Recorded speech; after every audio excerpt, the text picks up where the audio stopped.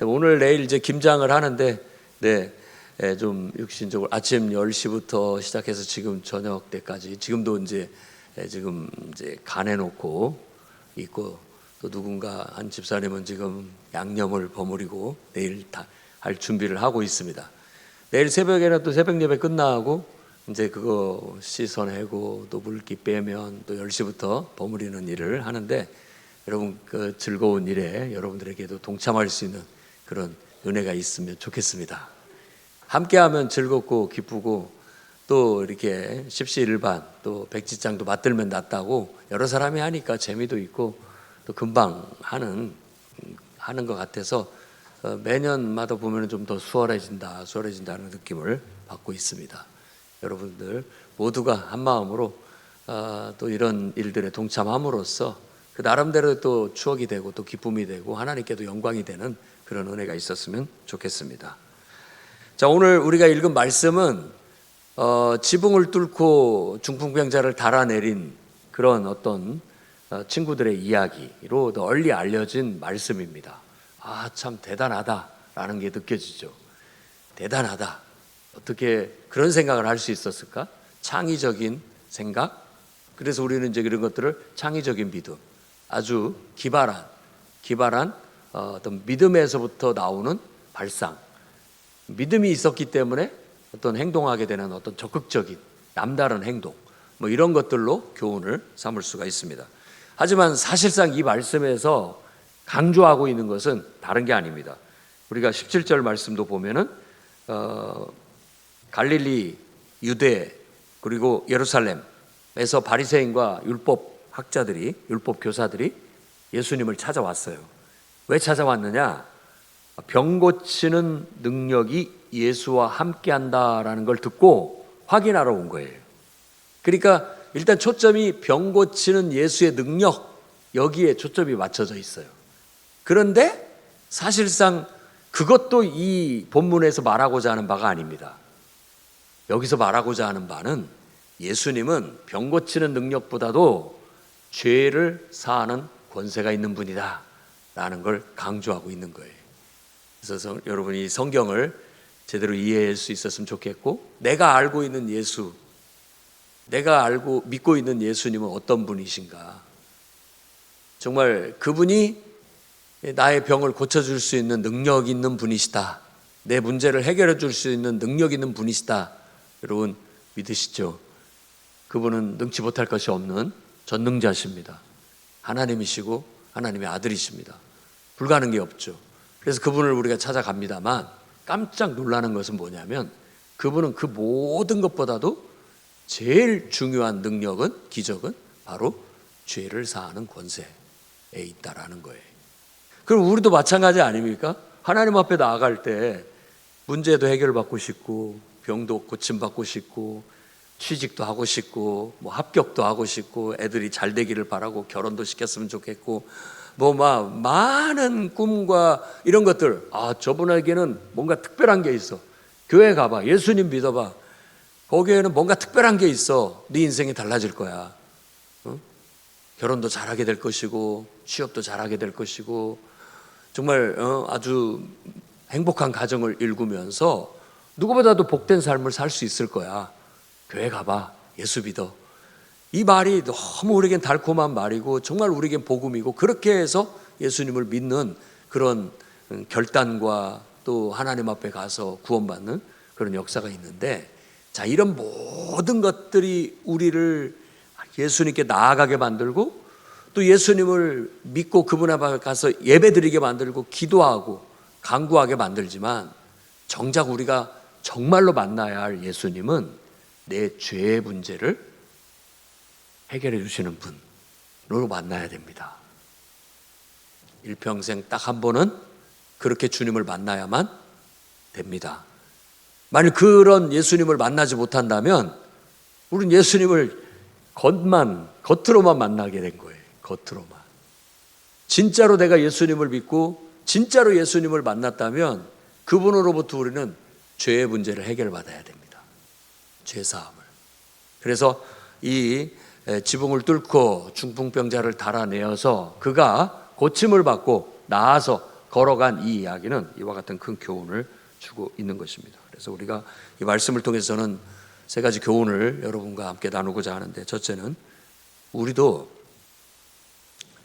이 중풍병자를 침상에 들고 오고 나아가서는 군중들이 꽉 막혀갖고 도저히 이 침상을 뚫고 들어갈 수가 없으니까 뒤로 돌아서 지붕 위로 올라가가지고 기왓장을 뜯어내고 지붕을 뜯어서 그 달 것에 줄로 묶어갖고 그 침상을 예수님 앞에 내려놓은 이 사람들, 그것이 친구라고 한다면 그게 한 적어도 4명은 있어야 이 줄을 4사람이 잡아서 이렇게 내릴 수 있으니까 4명의 친구라고 한다면 우리도 누군가를 위해서, 누군가의 구원을 위해서, 누군가의 문제 해결을 위해서 정말 이렇게까지 지붕을 뜯어내서라도 내가 그 영혼을 예수님께로 인도하겠다, 그런 간절한 마음이 우리가 배워야 할 마음이 아닐까 생각이 듭니다.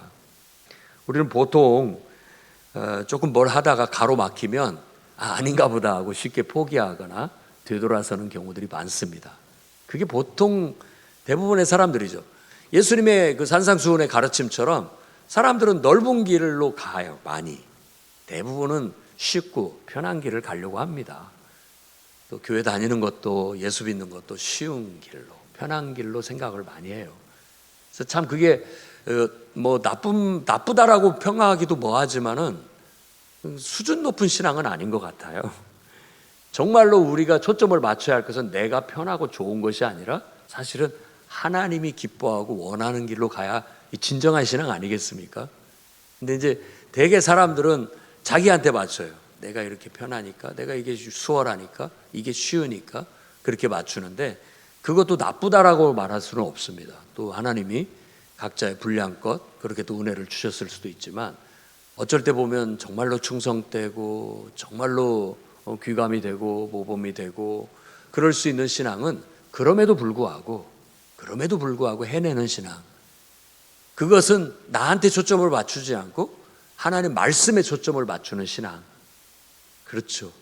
그런 신앙이 뭔가 더 충성돼 보이고 더 적극적이어 보이고 남달라 보이는 그런 신앙을 나타낸다고 볼 수 있어요. 저도 우리 지금 이 자리에 앉아있는 여러분들이나 저나 좀 그런 신앙을 가졌으면 좋겠습니다. 평범한 것도 나쁘지는 않습니다만은 좀 대부분은 다 자기 중심에 맞춰서 자기 할 수 있는 만큼 이렇게 주님을 섬기지만 우리는 좀 더 남다르게 하나님 말씀에 초점을 맞추고 하나님이 기뻐하는 데 초점을 맞춰서 나를 좀 더 적극적으로 끌어내고 내 능력도 더 거기서 막 끌어올리고 이렇게 좀 할 수 있는 신앙이 됐으면 좋겠어요. 자, 장애물, 어려움, 그건 우리를 가로막는 것일 수 있습니다. 하지만 그것을 뛰어넘는 사람이 있고 거기에서 막히는 사람이 있는 것이죠. 오늘 이 이야기에서 보여주는 한 교훈은 그걸 뛰어넘는 신앙, 뛰어넘는 믿음에 대해서 말해주고 있는 거예요. 그것은 바로 어떤 간절함에서부터 나온 것이고 또 헌신적인 사랑에서부터 비롯된 것이고 또 정말 예수님은 반드시 이 병을 고쳐주신다, 고칠 수 있다라는 그런 믿음과 확신에서부터 나오는 행동이었다고 볼 수 있습니다. 그래서 우리도 정말 그런 간절함을 좀 배웠으면 좋겠고 그런 적극적인 믿음을 좀 배워서 실천했으면 좋겠습니다. 안 되는 것이 어디 있습니까? 다 안 된다고 할 때 왜 안 돼? 해보자, 방법을 찾아보자. 이런 장애물이 있어서 안 된다라고 하는데 딴 사람이 봤을 때는 그게 장애물이냐 디딤돌 아니냐 이렇게 생각할 수 있는 거 아니겠습니까? 딛고 일어서면 되는 거잖아요. 더 나아갈 수 있는. 그래서 어떤 생각의 차이, 어떤 일을 대할 때 소극적인 태도라든지 또 너무 이렇게 지레 짐작하고 포기해버리는 그런 태도가 아니라 안 되면 되게 한다라는 그런 적극적인 태도로 뭐든지 해보자라는 마음으로 방법을 찾게 된다면 할 수 있다고 생각이 듭니다. 그래서 이 친구들의 그 신앙이 참 굉장히 간절하고 뭔가 좀 창의적이고 남달랐다라는 것이 굉장히 우리 마음에 와 닿습니다. 그래서 우리도 어떤 일을 할 때 좀 더 이와 같은 적극적인 자세로 나아가게 된다면 지붕을 뜯어내서라도 할 수 있는 거잖아요. 생각의 전환, 발상의 전환. 누가 그런 생각을 해냈겠어요? 안 되면 해보자 라고 했을 때 군중들이 막히니까 안 돼. 그러면 어떻게 해? 여기까지 왔는데 돌아가? 어떻게 방법을 해보자 해서 아마 누군가가 그 친구들 중에, 무리들 중에 지붕으로 올라가자 갔을 거예요. 아니 지붕에 가면 그 막혔는데 어떻게 해? 뜯어내면 되지. 사실 그 일이 그 집주인한테도 굉장히 무리수를 두는 일이고 또 그 일을 결단하기까지는 그런 거예요. 근데 뭐에다 초점을 둔 거예요? 간절함. 여기까지 왔는데 포기할 수 없지 않느냐. 해보자. 나중에 보상해주면 되지. 이 친구가 이 병이 예수님 앞에만 데려다 놓으면 낫는데 지금 여기서 우리가 포기할 수 없지 않느냐. 해보자. 그리고 나머지는 다음에 생각하자. 일단 이 친구가 예수님 앞에 갖다 놓고 치료받는 거, 거기에 간절함이 있었고 최고의 가치를 두었기 때문에 이런 모든 일들을 해낼 수 있었다라고 볼 수 있습니다. 그래서 우리도 좀 그런 믿음을 가졌으면 좋겠고, 더 나아가서는 누군가를, 지금도 이 친구들 입장에서 본다면 자기 문제가 아니잖아요. 이건 친구의 문제잖아요. 내 문제가 아니에요.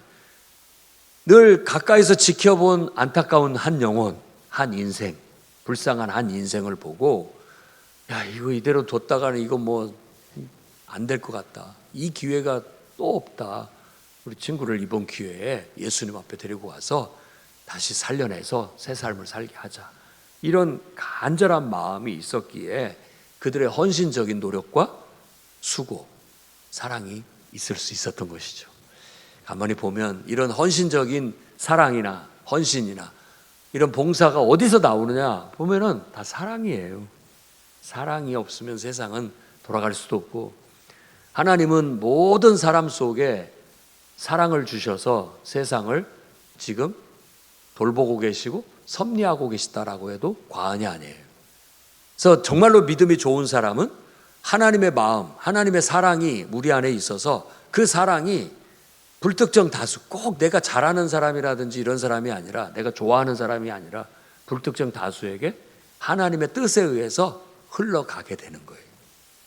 오늘도 버림받은 한 어린 생명을 누군가는 그걸 바라보게 만들고 그 아이를 사랑하게 만들고 데려다 기르게 만드시는 하나님의 사랑의 역사가 있습니다. 있어요. 그래서 죽지 않고 사는 거예요. 그래서 세상은 이렇게 돌아가는 거예요. 그래서 세상은 이렇게 모든 사람들의 필요를, 하나님의 은혜를 다 전달받고 살아갈 수 있게 만드는 것이죠. 그래서 오늘 그런 사랑의 마음도 우리가 좀 가졌으면 좋겠어요. 연말 되면 항상 불우이웃돕기 한다고 하는데 추운 겨울이라는 것이 더 사람을 쓸쓸하게 하고 외롭게 만들고 더 마음이 약해지게 만드는 시절이잖아요. 그러니까 더 조금 온기를 지펴서 좀 따뜻하게 좀 해줄 수 있고 용기를 낼 수 있게끔 해줄 수 있는 이런 일들은 누구보다도 오늘날 우리 그리스도인들이, 예수 믿는 성도들이 실천해야 할 일들이라고 믿습니다. 영화에서나 가끔 이제 뉴스에서 들려오는, 이번에도 홍콩에서 큰 불이 나서 많은 사람의 희생자가 나왔는데 소방관들의 얘기, 미담들이 들려지곤 합니다. 그 소방관들은 사명이 불 속에 있는 사람들을 구해내는 거잖아요.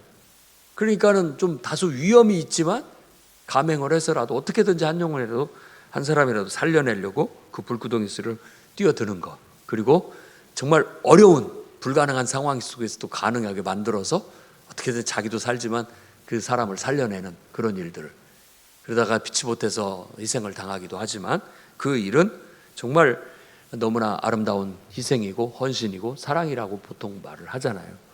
그래서 우리 그리스도인들이 이 세상을 살아갈 때 나도 다른 사람들의 영혼을, 저 사람이 꼭 하나님 앞에 갔으면 좋겠는데, 저 사람이 꼭 예수 믿었으면 좋겠는데 라고 했을 때 이 친구들처럼 그런 마음으로 했으면 좋겠어요. 지붕이라도 뜯어내서라도 나는 너를 예수님 앞에 꼭 데려갈 거야. 그래서 네가 예수님 만나서 인생 고쳐지기를 바라고 새 사람 되기를 바라고 예수님을 통해서 은혜 받고 천국 백성 되면 좋겠고 영생을 얻어서 나와 함께 나중에 천국에서 같이 만났으면 좋겠어. 이런 간절한 마음이 이 말씀 속에 담겨져 있다고 보여집니다. 그래서 우리도 좀 더 적극적인 신앙 실천이 좀 있으면 좋겠고, 더 나아가서 다른 사람을 예수께로 인도하는 그 영혼을 구원하기 위해서 이 친구들처럼 우리도 정말 지붕을 뜯어내서라도 해내는 그런 간절한 믿음을 우리가 배워서 실천했으면 좋겠습니다. 예수님은 모두가 다 구원받기를 원하고 계세요. 한 영혼도 멸망받기를 원치 않습니다. 그래서 우리 영혼 속에 영혼에 대한 사랑, 또 정말 하나님의 마음을 집어넣어줘서 우리가 가서 그 사람을 은혜를 베풀고 사랑을 베풀고 헌신하고 희생하게 만드는 거예요. 내가 하는 게 아닙니다. 내 안에 하나님께서 하게 하시는 것이죠. 그래서 우리가 그렇게 쓰임받는 것이 고맙고 감사할 뿐이죠. 주님을 위해서 내가 뭔가 할 수 있다라는 게. 수고하고 무거운 짐진 자들아 다 내게로 와라. 내가 너희를 쉬게 하겠다. 주님의 마음은 한 영혼도 이 병으로 고통받아 인생이 망가지고 일평생 정말 살아있으나 죽은 것처럼 살기를 원치 않는 거예요. 그런 영혼들을 일어나라, 일어나라, 살아나서 네 삶을 살아라 라고 하기를 바라시는 거예요. 주님의 마음이 우리에게 전달되지고 그 말씀이 우리에게 울려 퍼질 때 우리 영혼이 살아나고 정말 주저앉아 있고 드러누워 있는 우리 영혼들이 벌떡벌떡 일어나고 정말 꿈이 없고 소망이 없어 절망과 그런 어떤 우울 속에 살아가고 있는 영혼들이 소망이 생기고 꿈이 생기고 활력이 생기고 뭔가 좀 더 헌신적인 삶을 살 수 있는 생명력 넘치는 삶을 사는데 그렇게 변화가 일어났으면 좋겠습니다. 예수님을 만나십시오. 그럼 여러분 문제가 해결될 겁니다. 누군가를 예수님께로 인도하십시오. 그 인생이 변화될 것입니다. 두 번째 문제는 오늘 가장 중요한 문제죠. 예수님은 우리의 가장 근본적인 죄의 문제를 해결하시기를 원해요.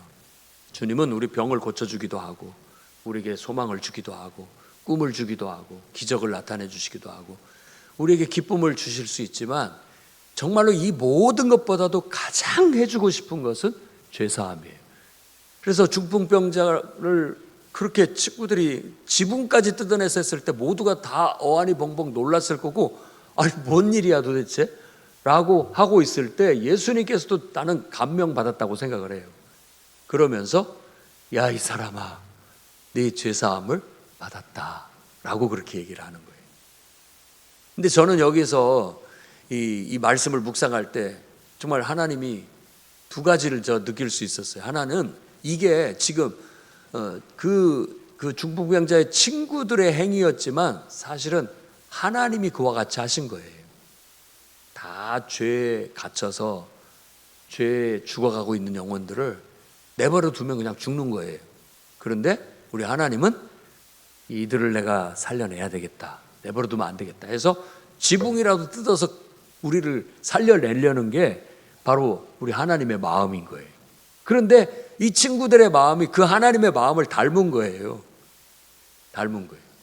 그래서 정말로 이 사람들에게는 가장 필요한 거, 제일 기본적인 거, 정말로 제일 중요한 걸 주고 싶은데 병 고침만이 문제가 아니었어요. 그것은 바로 죄사함입니다. 죄사함. 저는 이 중풍병자의 죄도 사해졌다고 볼 수 있지만 그를 데려왔던 친구들도 이런 죄사함을 받았느니라고 했을 때 그들의 죄도 다 씻겨졌다라는 느낌이 듭니다. 함께 다 사해진 것이죠. 예수님이 그렇게 말을 했을 때 아까 예수님이 병을 고친다고 하는데 정말 이게 사실인지, 정말로 그게 하나님이 역사하시는 것인지 확인하러 왔던 그 바리새인들과 율법 교사들은 그걸 보고 굉장히 부정적으로 봤어요. 어떻게 사람이 사람의 죄를 사한다고 할 수 있느냐? 이건 자기가 신도 아닌데 이건 신성모독 아니냐? 이건 참남한 일이다 라고 하면서 굉장히 정죄를 하게 된 겁니다. 그러자 예수님께서는 이제 말을 하는 거예요. 자, 네 죄사함을 받았느니라 하는 말과 일어나 걸어가라 하는 말, 어떤 게 더 쉽냐? 이 말은 무슨 말이냐면 사실은 병 고치는 것보다도 죄를 사해 주는 일이 더 원래 어려운 일이죠. 불가능한 일과 같고. 여러분, 병은 의사도 고칠 수 있고요. 또 마음의 어떤 병은 뭐 심리학자들이나 정신과 의사들이 고쳐줄 수 있지만 죄의 문제는 누가 고칩니까? 하나님만이 하실 수 있는 일이죠. 하나님만이 하실 수 있는 일이에요. 그래서 인자는 죄를 사하는 권세가 있다라는 걸 너희도 알아라 라고, 사람의 아들은, 이 땅에 메시아로 온 사람의 아들 메시아는 바로 병만 고쳐주고 세상의 문제 해결해주는 그런 해결사만이 아니라 가장 본질적인 문제, 인류의 죄의 문제, 그거 해결하러 왔다, 이걸 말해주고 있는 거예요. 그러니 우리가 예수님을 4대 성인 중에 하나요, 많은 사람의 병자들을 돌봐주셨고 또 가난한 자를 돌봐주셨고 없는 자에게 먹을 것을 주시고 또 막 불쌍한 사람들을 많이 돌봐줬던 그런 사람들로만 생각해서 참 훌륭하다, 나도 그런 사람이 돼야 되겠다 라고만 한다면 예수님의 본질을 모르는 거라고요. 정말로 그분을 아는 것은 그분 앞에 가서 내가 병 고침 받으러 갔는데 내가 죄인이라는 걸 깨닫고 그분 앞에 내 죄를 고백하고 죄 사함을 받고 비로소 내가 하나님의 자녀가 되는 축복을 얻게 되는 거, 이게 가장 큰 축복이에요. 그 축복을 알면 내가 병 고침 안 받아도 나는 이 죄 사함은 받고 싶다 라고 말할 거예요. 나는 하나님의 자녀가 되고 싶고, 내가 좀 이 땅에서 병은 안 나아도 하나님의 자녀가 되는 축복, 그리고 천국 백성이 되는 축복, 영생을 얻는 그 축복을 얻기를 바란다. 그거보다 더 좋은 게 없기 때문에, 그보다 더 소중한 것 없고, 인생의 문제에서 가장 먼저 해결받아야 할 문제는 죄사함의 문제인 걸 알아야 됩니다. 하나님을 우리가 인정하지 않고 내 마음대로 살던 내 인생의 그 죄의 문제, 그런 죄의 문제가 결국은 이 세상에 저주를 가져왔고, 이런 질병도, 이런 고통도, 이런 어려움도 다 찾아오는 그 증상들 아니겠습니까? 가장 큰 문제는 하나님과의 그 단절된 관계를 회복하고 구원으로 인도하는 것, 생명으로 인도하는 것, 이게 바로 메시아이신 예수께서 하시는 일이에요. 그러니까 여러분들도 예수님 앞에 나올 때 다른 모든 문제도 해결 받으시고 정말로 이 죄의 문제, 이 문제만큼은 놓치지 말고 꼭 해결받는 은혜가 있기를 바랍니다. 예수님이 이 땅에 오신 이유, 우리의 죄를 사해 주시기 위해서. 그래서 이사야 53장 5절 말씀은 예수님의 사역을 예언하였는데, 그가 찔림은 우리의 허물 때문이고 그가 상함은 우리의 죄악 때문이다. 그가 징계를 받음으로 우리가 평화를 누리고 그 채찍에 맞음으로 우리가 나음을 얻었다라고 해서 가장 먼저 죄악의 문제가 해결됨으로써 이 세상에 그 죄로 말미암아서 나타나게 되는 모든 증상들, 저주들이라고 하는 질병과 죽음, 이 문제까지도 예수님이 해결하셨다라는 걸 말해주고 있는 거예요. 그래서 우리는 확실히 믿습니다. 예수 믿고 예수님의 이름으로 침례받고 성령이 내 안에 임한 사람들은 이제는 천국의 소망을 두고 살고요, 우리 안에 영생이 있다는 걸 믿어요. 그래서 이 세상이 전부가 아닙니다. 잠시 잠깐 사는 인생이고, 이 땅에서는 내가 해야 할 사명이 있기 때문에 사는 거예요. 사명이 있겠어. 내가 해야 할 일이 있어서 이 땅에 지금 남아있는 거예요. 지금이라도 나 하나님 앞에 가면 나는 제일 좋아요. 그러면 된다고요. 그런데 내가 지금 이 험한 세상에, 그 냉정한 세상 속에, 거친 세상 속에 나를 하나님이 아직도 남겨두신 것은 내가 해야 할 일이 있기 때문이다 라고 그렇게 믿고 살아가요. 그래서 오늘 또 그 사명을 위해서 눈을 뜨고 그 사명 때문에 수고하고 고생하는 것을 기쁨으로 알고 영광으로 알고 살아가는 거예요. 이게 바로 죄사함을 얻은 구원받은 하나님 백성의 삶이라고 할 수 있어요. 예수님은 나에게 그런 은혜를 주시려고 이 땅에 오셔서 나의 죄 때문에 내 허물을 다 짊어지시고 내 대신 십자가에 죽어주신 겁니다. 그래서 내가 죄사함 받고 이제는 천국의 소망을 두고 살게 됐고 정말 영생의 약속을 받고 그 은혜 가운데 살고 있고 이 땅에서 또 하나님과 동행하면서 주님께 귀하게 쓰임받는 그런 복된 삶을 살고 있다라고 믿고 감사하며 살 수 있게 되는 것이죠. 이게 바로 구원받은 거 아니겠습니까? 세 번째로는 여러분, 만일 여러분들이 이렇게 죄사함 받고 천국의 소망을 두고 사는 것이 정말 내가 구원받았다라는 확신과 기쁨이 있거든 하나님께 영광을 먼저 돌리고 늘 하나님을 예배하면서 주님과 동행하는 삶을 사십시오. 그리고 나아가서 그 은혜를 주위 사람들한테 알리십시오. 받은 게 없으면 뭘 가서 말하겠습니까? 근데 내가 뭔가 받은 게 있고 은혜가 있으면 당연하게 가서 말하게 돼 있고 그것이 내가 말하지 않으려고 해도 사람들한테 아마 드러나게 될 거예요. 보여지게 될 거라는 얘기죠. 그렇게 됐으면 좋겠어요.